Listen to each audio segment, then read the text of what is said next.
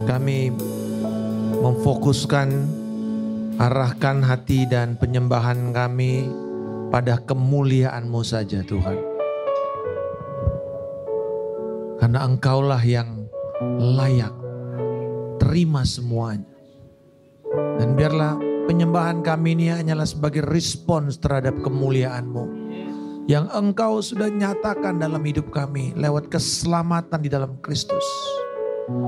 Kami punya relasi kami dengan Engkau Tuhan. Kami mengucap syukur Tuhan di dalam hadirat-Mu ini.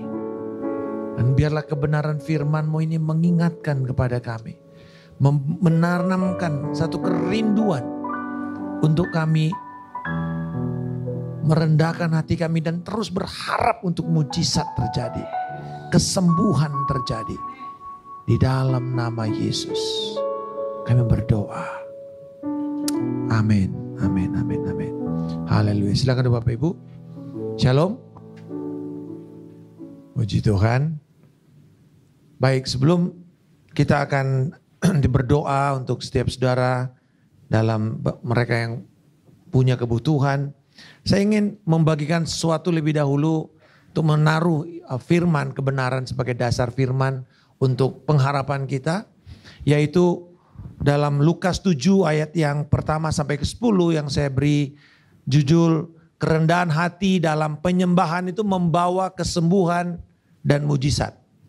Amin. Jadi ada persyaratan untuk mujizat, kesembuhan, bukan hanya iman. Karena segala sesuatu harus dilakukan dengan iman. Karena tanpa iman semuanya menjadi berdosa. Tanpa iman semua menjadi berdosa. Tetapi iman saja tidak bisa kalau tidak ada kerendahan hati. Nah, kerendahan hati itu apa saudara?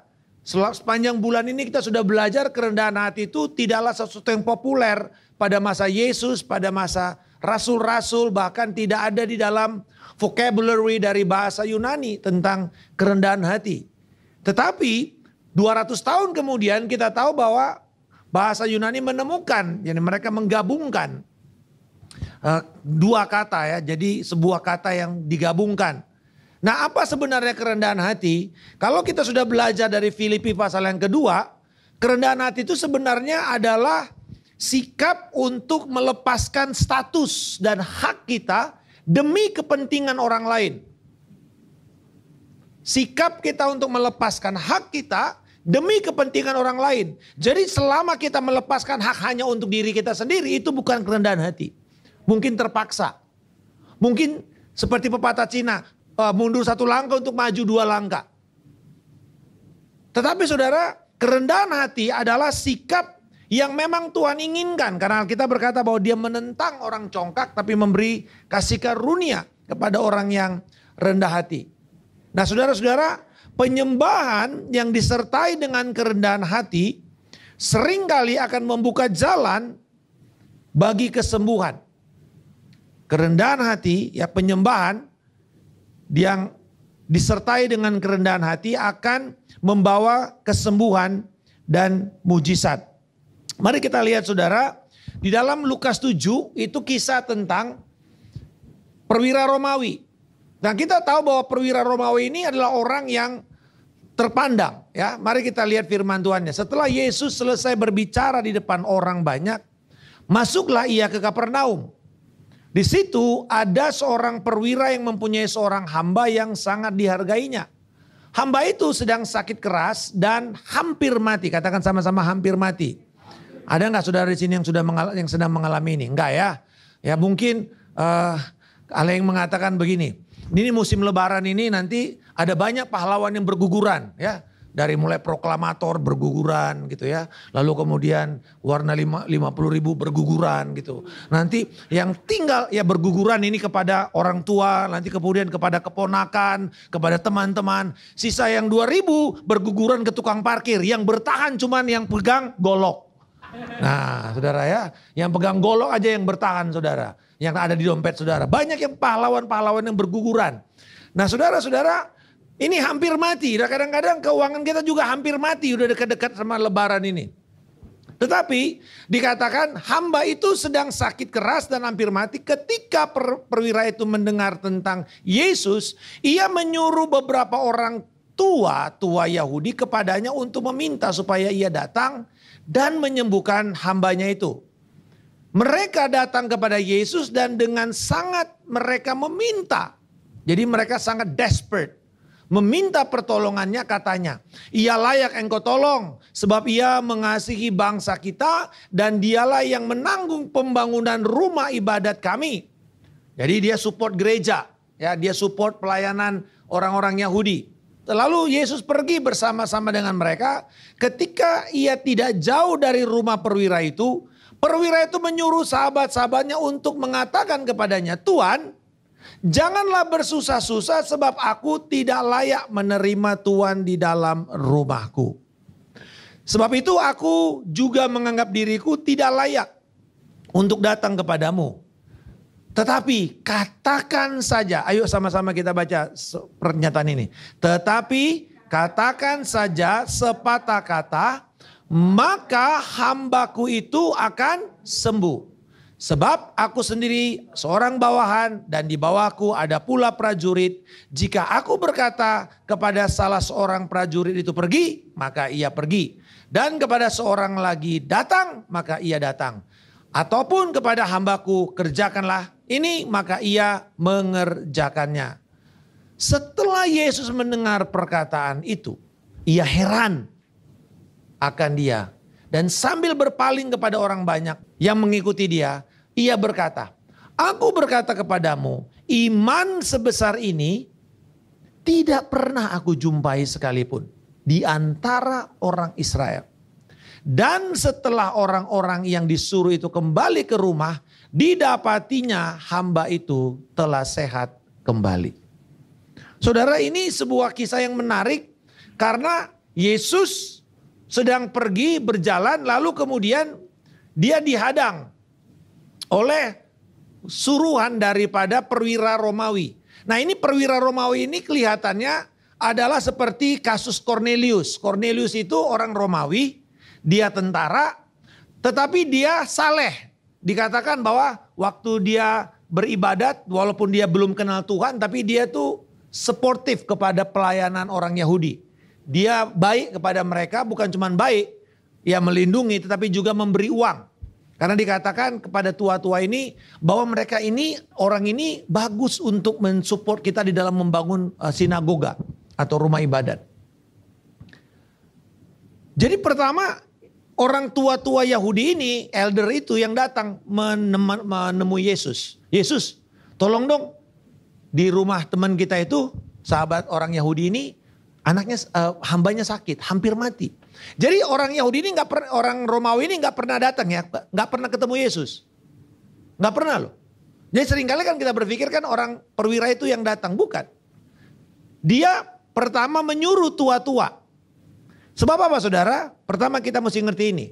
Orang Yahudi, apalagi rabi, nggak bisa pergi ke rumah orang yang bukan Yahudi. Nggak kosher. Itu tercemar rumahnya. Maka dia juga nggak bisa. Dan Yesus tahu, makanya Yesus tidak pernah melanggar satupun hukum Taurat. Tidak pernah. Dia suruh orang Yahudi kan. Lalu orang Yahudi ini ngomong sama Yesus, Yesus bilang oke, kalau gitu ayo kita ke sana. On the way dia ke rumah si perwira ini. Jadi kemungkinan ini perwira ini adalah pejabat militer yang ada di Kapernaum. Jadi ini kira-kira kalau kita sekarang dandim gitu kali ya. Ya komandan kodim lah, komandan teritorial. Jadi dia cukup berpengaruh. Pada waktu itu dia on the way ke sana, si perwira ini suruh lagi. Sekarang dia suruh orang-orang rumahnya. Sekarang kalian bilang sama Yesus. Jadi dia gak pernah ketemu. Dia suruh. Dan lalu hamba-hambanya ini yang datang pada Yesus. Dia tahu dia gak layak saudara. Dia gak bisa terima Yesus di rumah itu. Bukan karena dia merasa, padahal dia kan orang pejabat. Biasa pejabat kan pendeta yang datang ke rumah pejabat. Kalau ini enggak. Dia merasa jangan-jangan. Ayo kamu bilang lagi. Udah ngomong saja. Nah di situ Yesus kaget. Karena dia belajar mengenai struktur otoritas yang luar biasa. Memang di dalam tentara semuanya jalur komando. Kalau komandan bilang A, ya nggak bisa bilang yang lain kecuali taat, tunduk dan lakukan. Siap kerjakan, kan itu motonya mereka. Dan Yesus kagum. Saudara, ada 2 kali dicatat di dalam Injil Yesus kagum. Ya, yang pertama kisah ini, dia kagum akan iman daripada orang yang bukan Yahudi. Yang kedua, Yesus kagum akan ketidakpercayaan orang sekampungnya di Nazaret. Dia bilang apa? Nabi ditolak di rumahnya. Dia kagum ketidakpercayaan orang-orang ini. Sehingga dikatakan Yesus tidak banyak bisa melakukan perkara mujizat di rumahnya sendiri, di kampungnya sendiri. Karena dia bilang, kan kita kenal siapa kamu. Kita tahu ibumu kok, kita tahu keluargamu, kita tahu saudara-saudaramu. Sekarang kamu mau bilang bahwa kamu Tuhan. Orang gila kamu kali. Sampai dipanggil pejabat agama Yahudi dari Yerusalem untuk memverifikasi. Jangan-jangan Yesus ini orang dalam gangguan jiwa.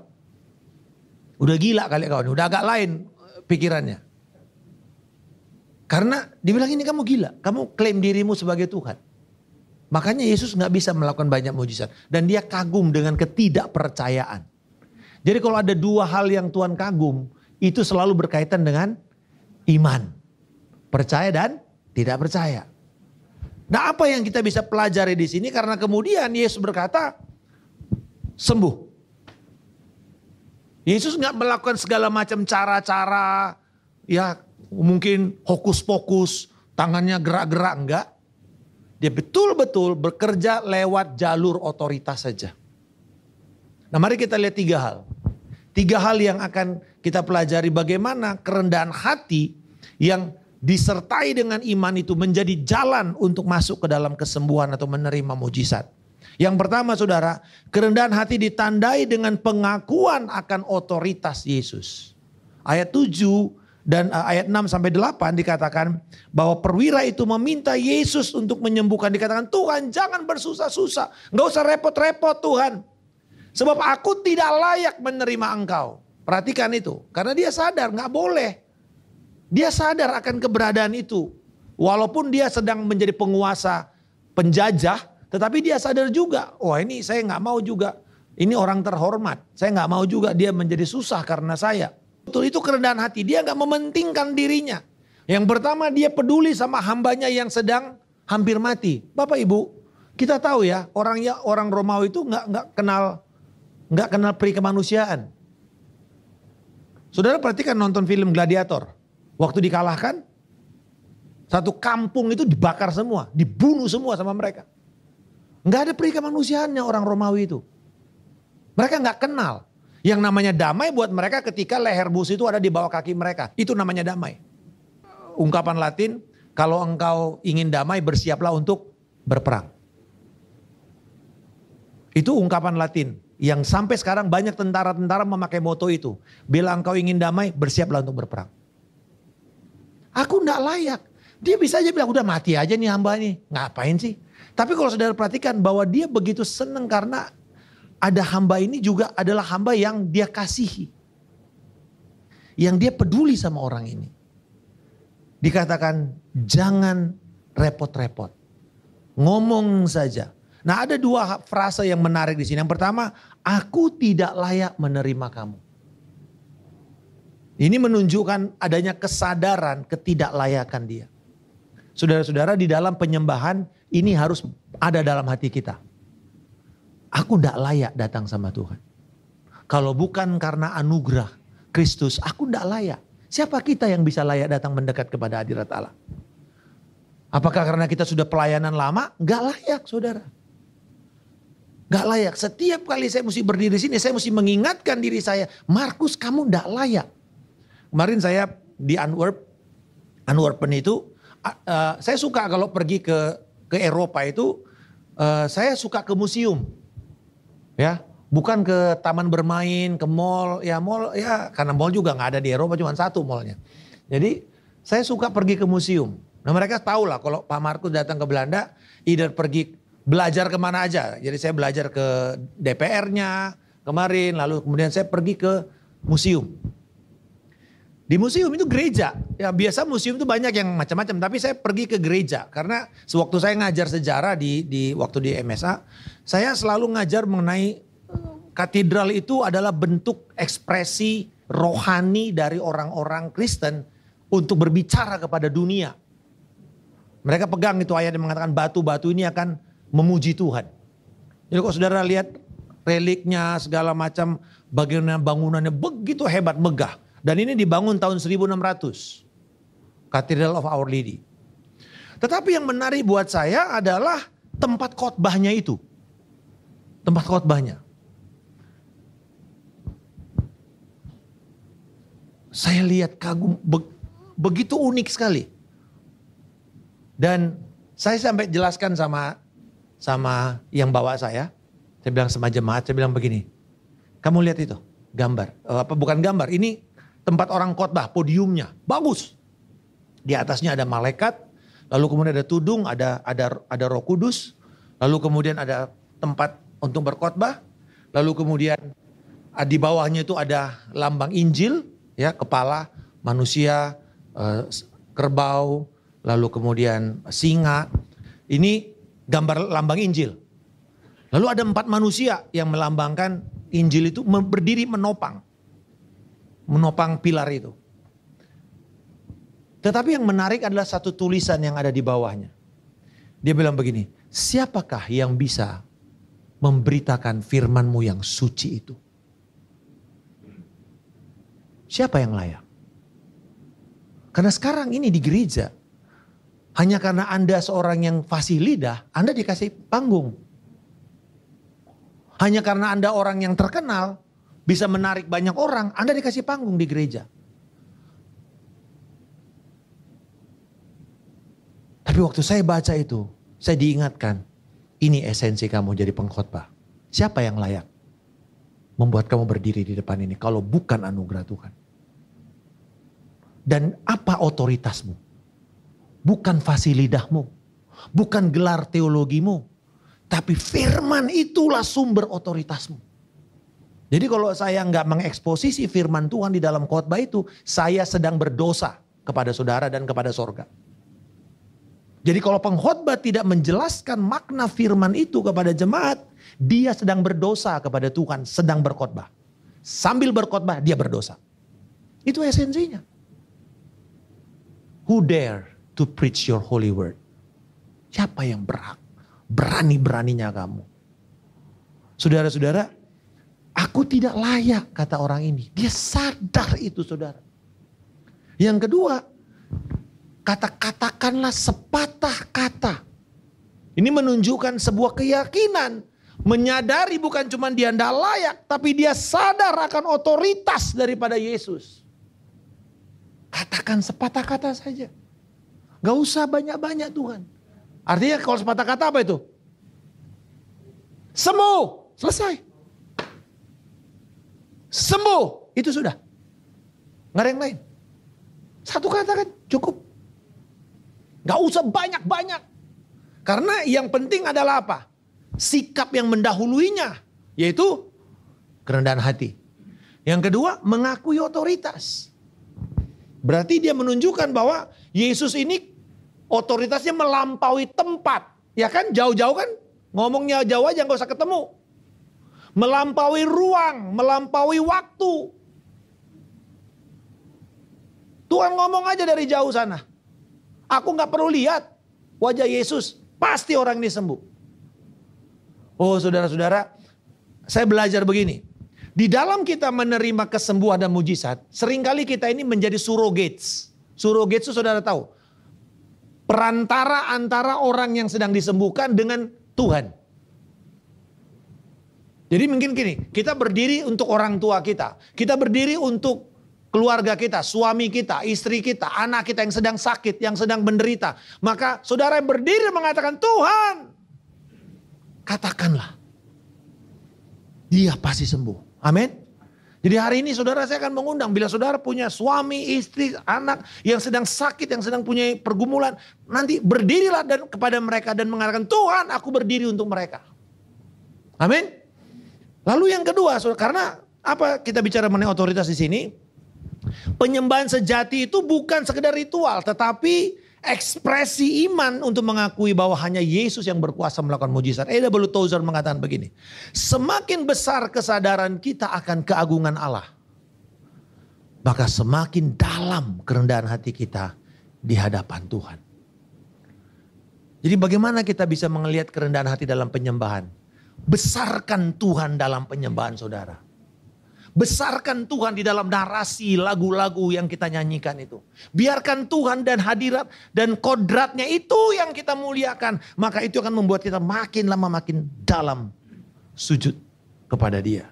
Kita menyadari bahwa kerendahan hati itu bukan cuma menunjukkan ketidaklayakan, tapi juga iman untuk percaya otoritas. Amin. Nah yang kedua, kerendahan hati itu mengundang pujian dari Yesus sendiri. Ayat yang ke-9. Setelah Yesus mendengar perkataan itu, ia heran. Nah ini dia. Ini komplimennya Yesus. Ia heran. Sambil berpaling kepada orang banyak yang mengikuti dia berkata, aku berkata kepadamu, iman sebesar ini tidak pernah kujumpai. Sekalipun di antara orang Israel. Ingat ya, dia bukan orang Israel loh. Dia orang di luar sana. Yang tidak layak, yang tidak masuk di dalam hitungan. Tapi justru Tuhan memberi komplimen kepada orang ini. Dia terbesar imannya di antara kita semua di sini.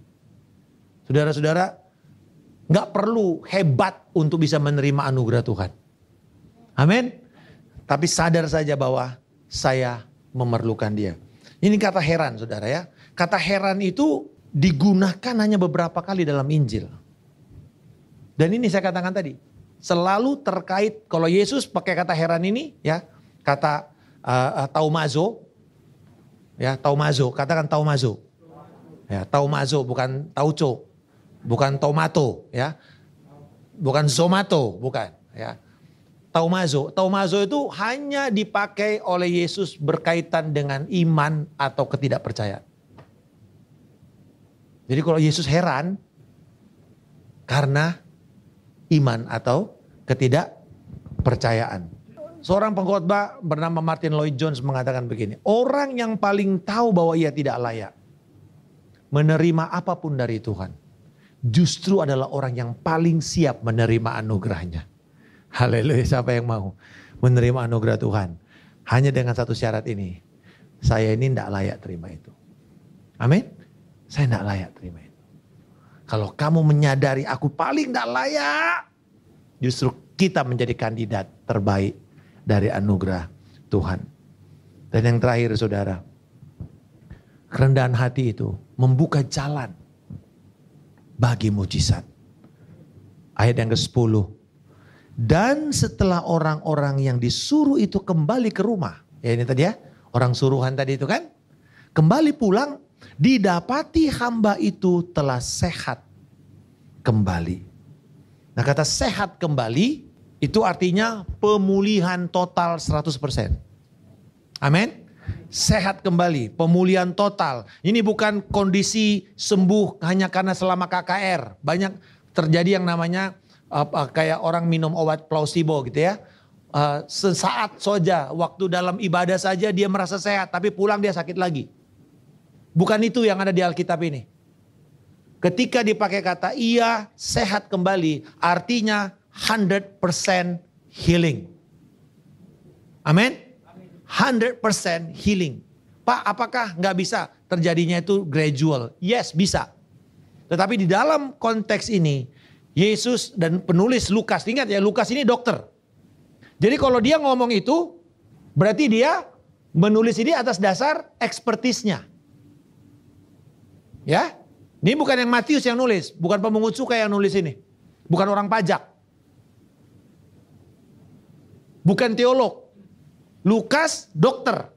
Jadi kalau dia berbicara tentang sakit penyakit, itu datang dari ekspertisnya dia, datang dari kepakarannya dia. Jadi ketika dia memakai kata hygiano itu berarti dari situ kita dapat kata hygiene, sembuh. sehat, kesehatan. Dan di sini dikatakan bahwa dia sehat 100%. Ingat tadi, hampir mati. Pulih 100%.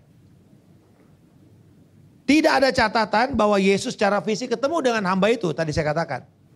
Nah, saya mau tutup dengan pernyataan dari Charles Spurgeon ini. Doa yang penuh kerendahan hati berkuasa, bahkan lebih berkuasa daripada tindakan yang penuh kesombongan.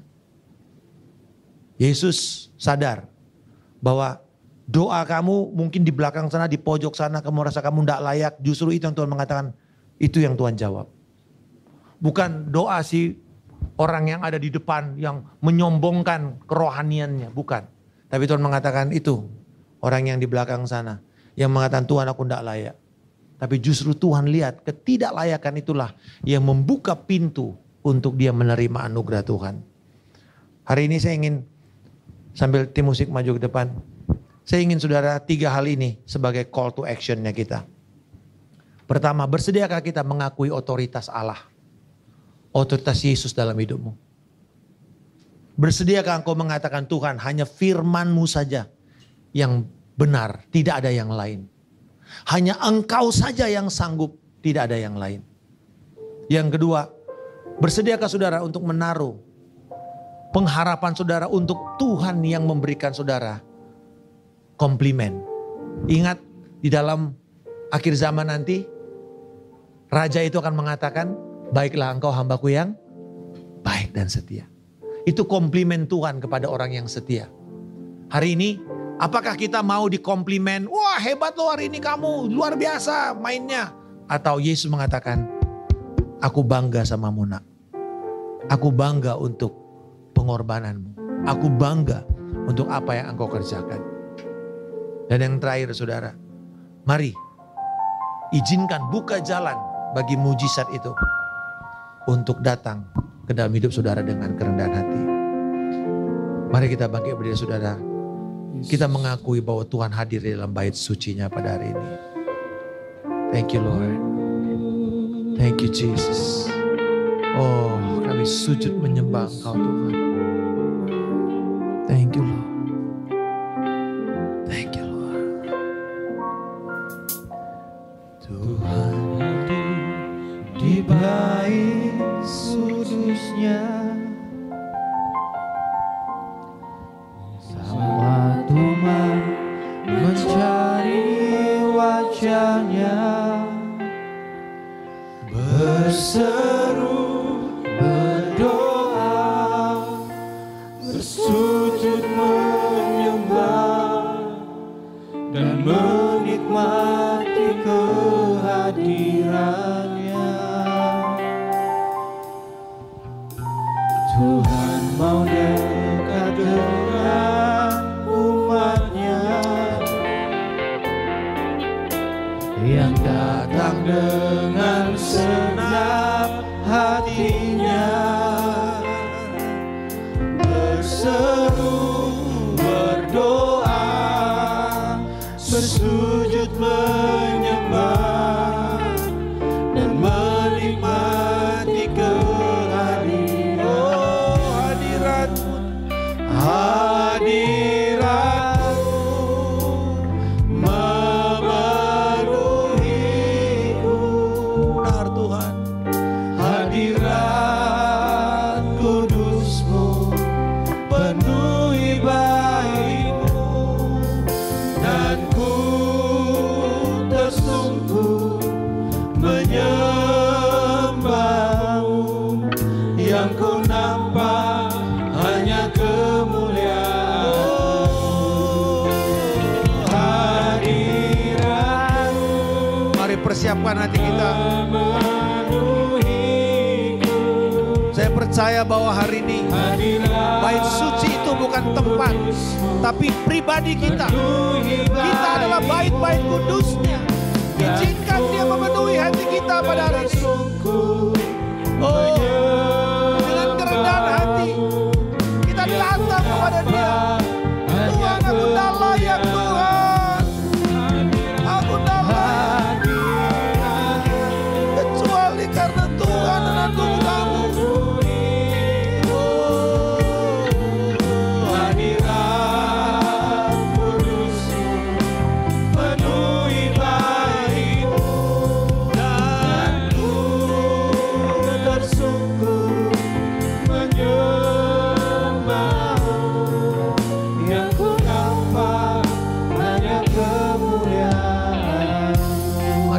saja.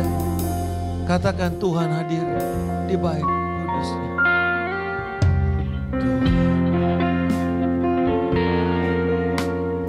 Tuhan. Dia hadir ketika firman itu diberitakan.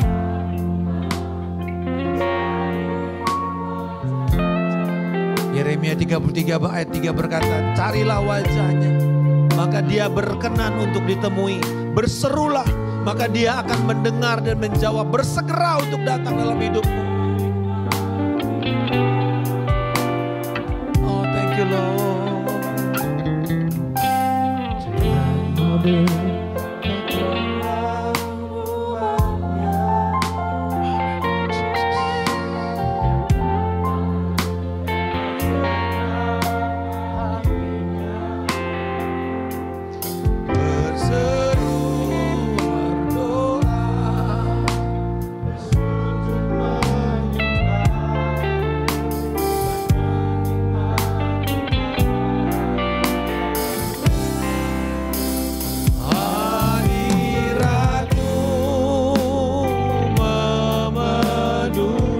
Penuhilah kami hari ini Tuhan. Penuhilah kami sekali lagi Tuhan. Dengan kasih-Mu, anugerah-Mu. Penuhilah kami dengan iman untuk menerima kemurahan-Mu Tuhan. Menerima kesembuhan. Menerima mujizat keuangan. Menerima jawaban doa.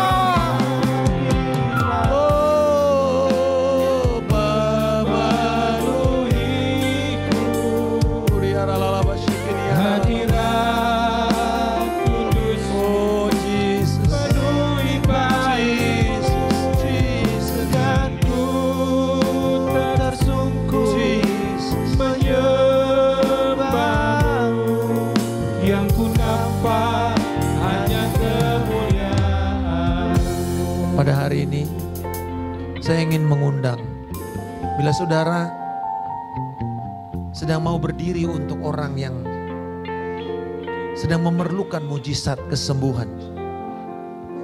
Mungkin itu suamimu, anakmu, istrimu, orang tuamu. Boleh saudara maju dan berdiri untuk mereka. Atau saudara sendiri sedang memerlukan. Saudara ingin memerlukan mujizat untuk finansial, untuk kuliahmu, untuk sekolahmu, satu breakthrough, satu jawaban doa yang kelihatannya mustahil. Hari ini saya ingin mengundang saudara, kita akan berdoa bersama-sama dan kita akan meminta untuk Tuhan sungguh datang. Tuhan ada di dalam tempat kudusnya pada hari ini. Mari datang. Dan waktu kita menyembah Tuhan, saudara maju dan kita akan berdoa untuk setiap saudara. Ada orang-orang yang akan berdiri untuk saudara dan mau melihat bersama-sama anugerah Tuhan itu terjadi di dalam nama Tuhan Yesus Kristus. Haleluya. Silakan saudara maju.